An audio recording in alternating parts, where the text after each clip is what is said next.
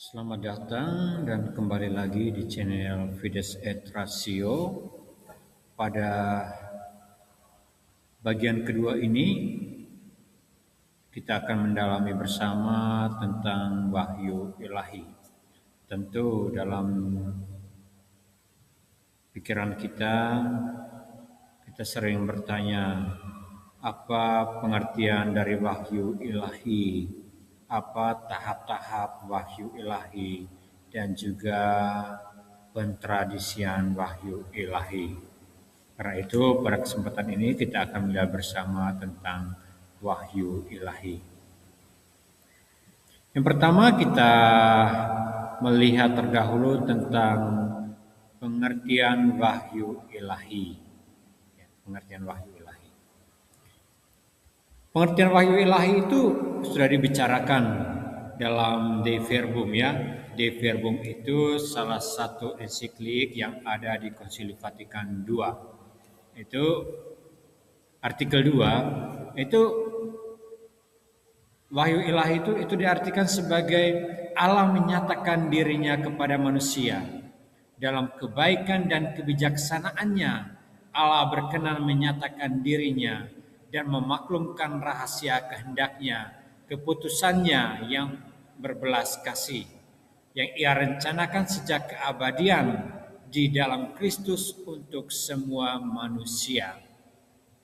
Wahyu adalah pernyataan diri Allah kepada manusia. Baik, kita mengetahui ya, kita tahu tentang Allah. Ya, tentang Allah. Belum tentu ketika kita tahu tentang Allah, belum tentu apa yang ada pada Allah itu tidak semuanya kita ketahui. Karena itu, untuk diketahui apa yang ada dalam diri Allah, baik sifat-sifat Allah, tentang keberadaan Allah, karena itu Allah harus menyatakan dirinya.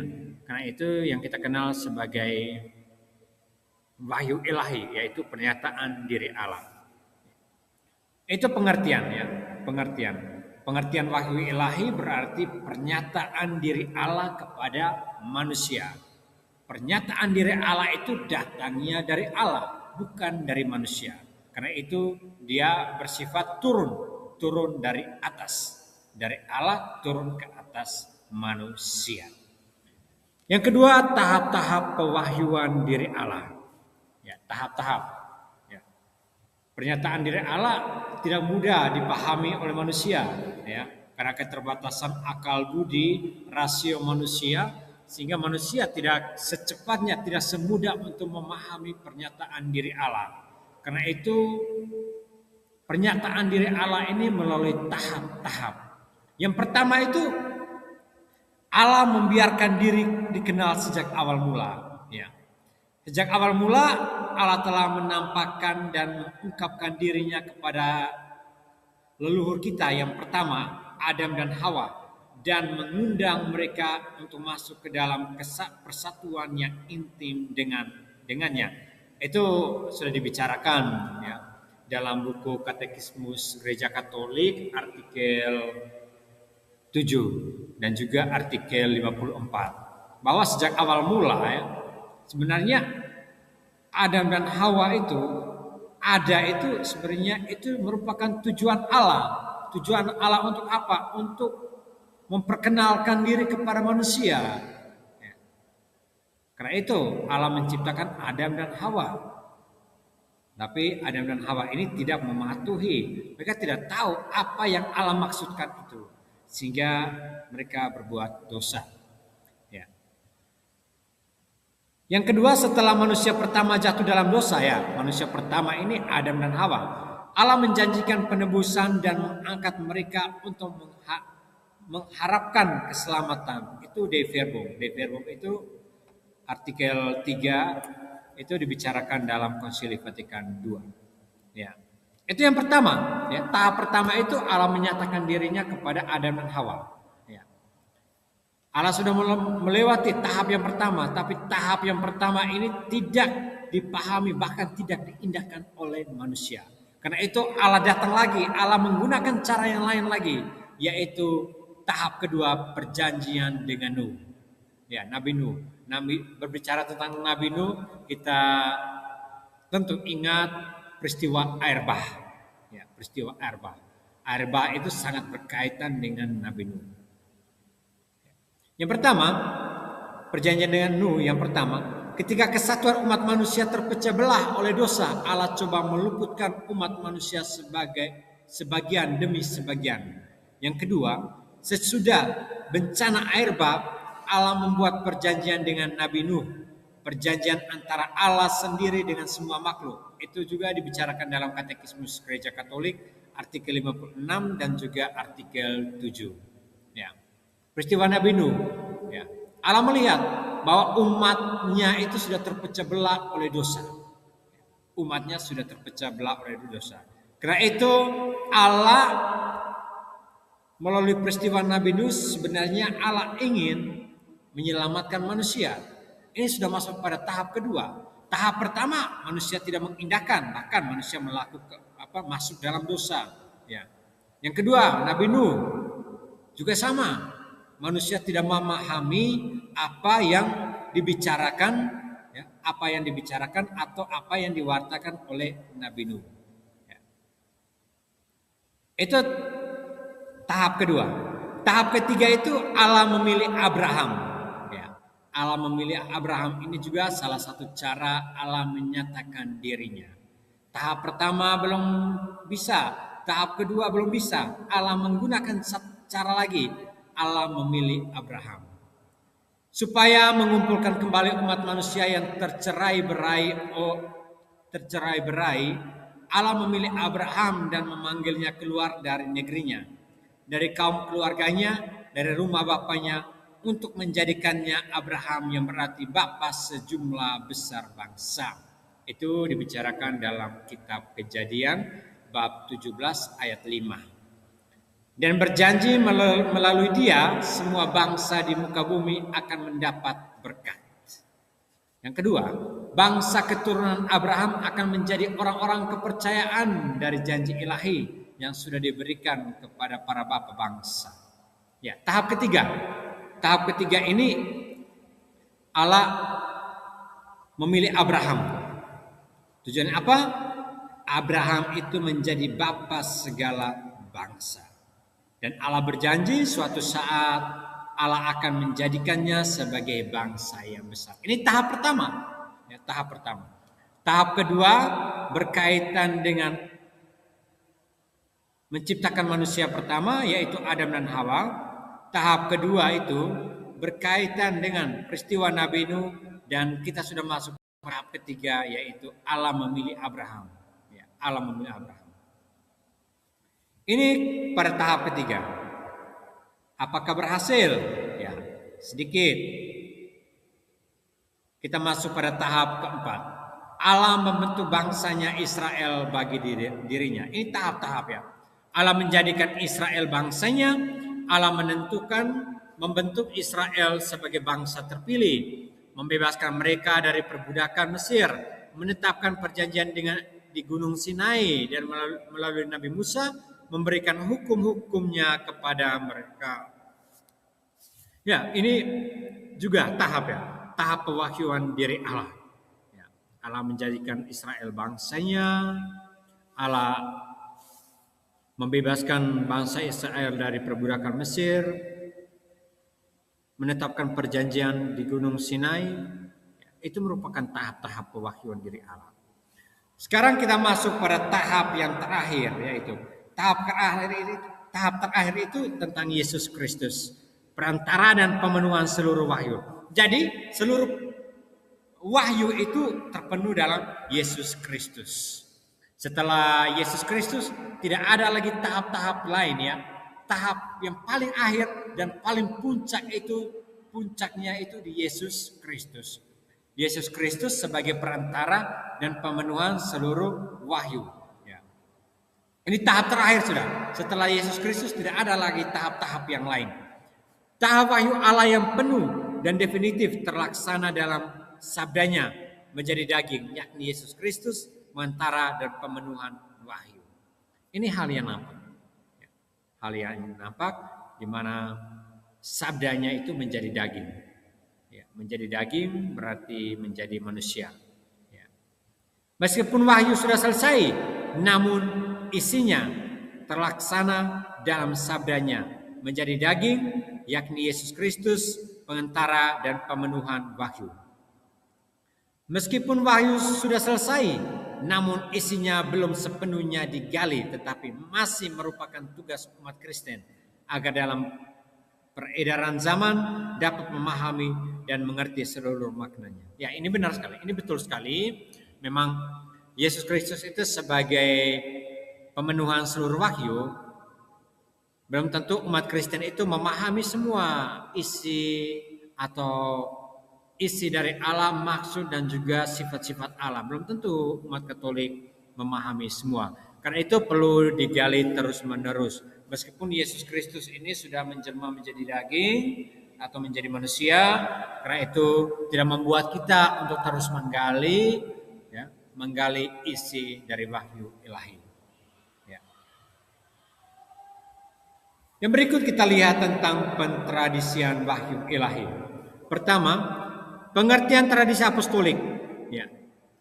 Pengertian tradisi apostolik, hubungan antara tradisi apostolik dan kitab suci, ya.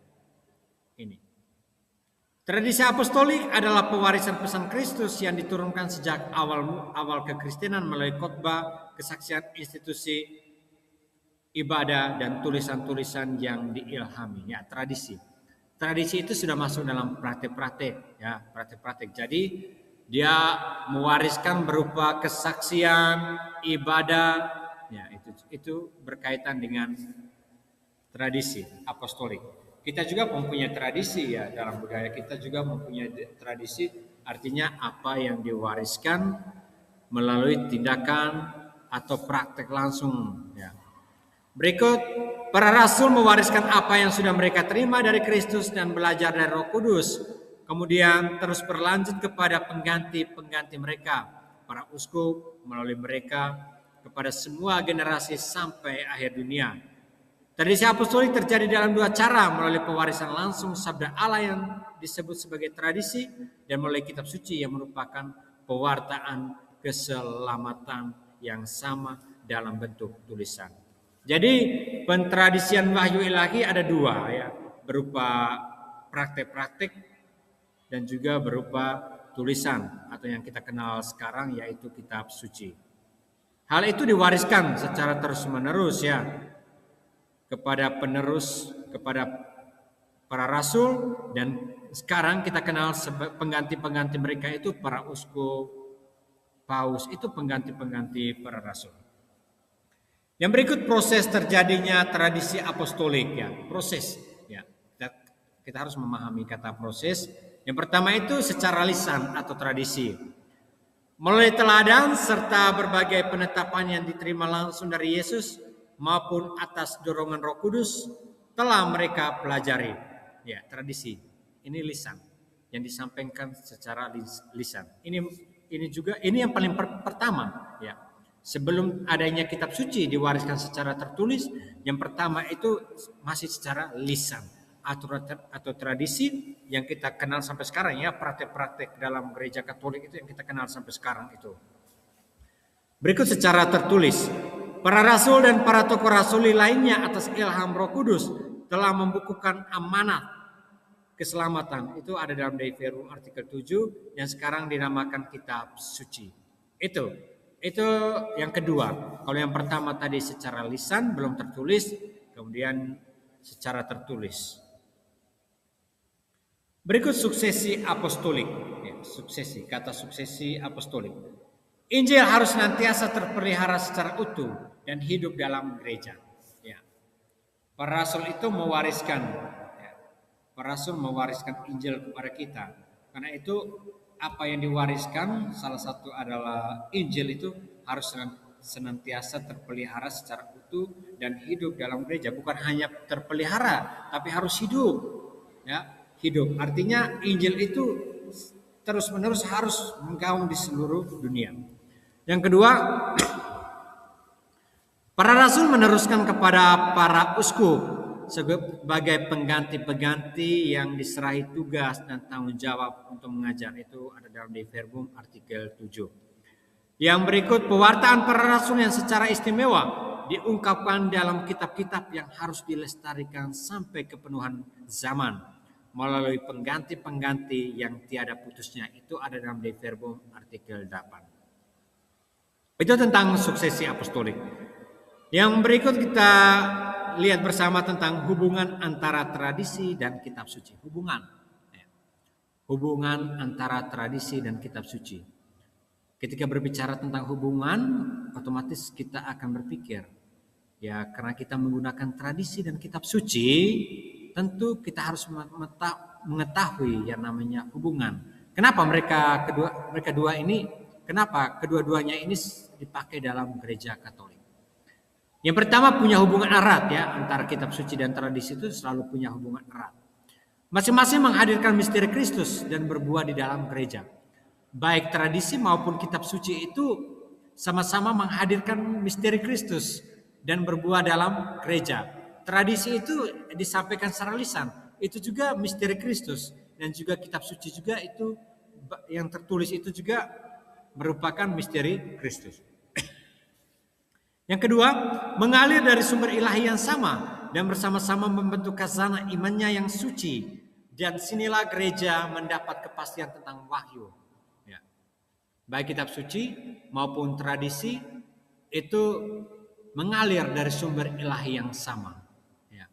Tidak hanya kitab suci atau tidak hanya tradisi, tapi kedua-duanya mengalir dari sumber ilahi yang sama. Karena itu mereka mempunyai hubungan yang erat, baik kitab suci maupun tradisi.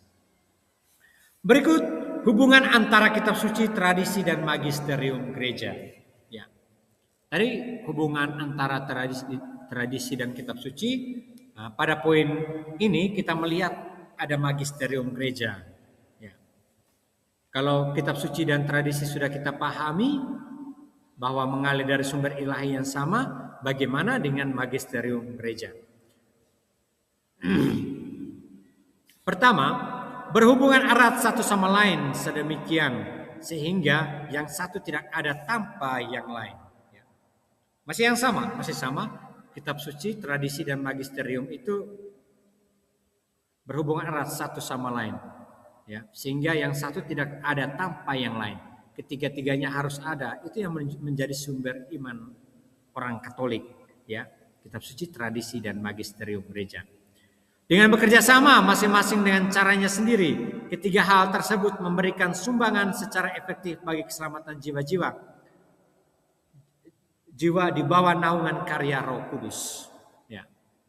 Ketiga-tiganya sama untuk menyelamatkan jiwa-jiwa, baik kitab suci, tradisi maupun magisterium gereja. Magisterium gereja memberikan tafsiran otentik terhadap sabda Allah yang tertulis dan diturunkan. Magisterium gereja. Ketiganya, menurut rencana Allah saling berhubungan satu sama lain sedemikian rupa sehingga yang satu tidak dapat ada tanpa yang lain dan masing-masing dengan cara tersendiri di bawah bimbingan Roh Kudus membantu secara berdaya guna bagi keselamatan jiwa-jiwa. Baik kitab suci, tradisi maupun magisterium gereja itu memberikan sama-sama mengalir dari sumber ilahi yang sama. Hanya magisterium gereja ini dia bersifat menafsirkan sabda Allah yang diturunkan. Tapi ketiga-tiga itu sama, ya, dibutuhkan oleh umat Katolik, yaitu oleh umat Allah, baik kitab suci, tradisi maupun magisterium gereja. Berikut kita lihat tentang pentradisian warisan iman. Ya. Poin terakhir kita lihat pentradisian warisan iman. Warisan iman dipercayakan kepada seluruh gereja. Warisan iman dipercayakan kepada seluruh gereja. Para rasul mempercayakan sana iman ini kepada seluruh gereja. Gereja itu kita harus memahami, gereja itu bukan sebuah bangunan, bukan sebuah gedung, tapi umat Allah. Tidak mungkin ya para rasul mempercayakan khazanah iman kepada gedung, kepada bangunan. Tentu gereja yang dimaksud di sini adalah umat Allah. Berkat iman yang adikodrati inilah umat Allah secara keseluruhan dengan bimbingan Roh Kudus dan dituntun oleh kuasa mengajar gereja tidak pernah berhenti untuk menerima, meresapkan lebih dalam dan menghayati anugerah wahyu ilahi secara lebih penuh. Ya, berkat khazanah iman. Ya, berkat khazanah iman, berkat iman yang adikodrati inilah umat Allah secara keseluruhan dengan bimbingan Roh Kudus. Ya, Roh Kudus itu sangat berperan sekali ya. Ya, berperan sekali sehingga iman kita itu tetap terjaga. Semua wahyu Allah yang tersedia dalam kitab suci telah ditulis dengan ilham Roh Kudus dan dengan demikian berdasarkan iman para rasul kita mengakui bahwa kitab Perjanjian Lama dan Perjanjian Baru sebagai buku-buku suci dan kanonik. Yang kedua, penafsir otentik warisan iman. Ya, penafsir otentik warisan iman. Siapa yang menafsirkan warisan iman kita?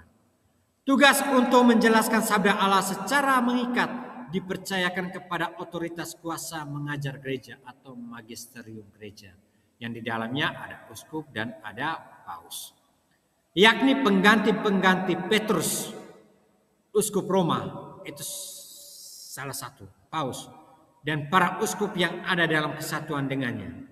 Itu penafsir otentik. Jadi warisan iman itu tidak semua orang dapat menafsirkan. Itu yang berkuasa dan mempunyai wewenang untuk menafsirkan itu hanyalah kuasa mengajar gereja atau magisterium gereja yang di dalamnya adalah pengganti Petrus, yakni paus. Magisterium gereja menggunakan secara penuh otoritas yang diterimanya dari Kristus untuk merumuskan dogma yang merupakan rumusan kebenaran terdapat dalam wahyu ilahi yang harus diimani oleh seluruh umat beriman. Itu dibicarakan dalam Katekismus Gereja Katolik artikel 888. Itu penafsir otentik warisan iman. Magisterium gereja menggunakan secara penuh otoritas ya. Otoritas itu sudah diberikan kepada mereka sehingga dari mereka juga mempunyai otoritas dalam menafsirkan iman atas bimbingan Roh Kudus. Baik, pada pertemuan kedua ini kita sampai di sini dulu. Ya, sekian dan terima kasih.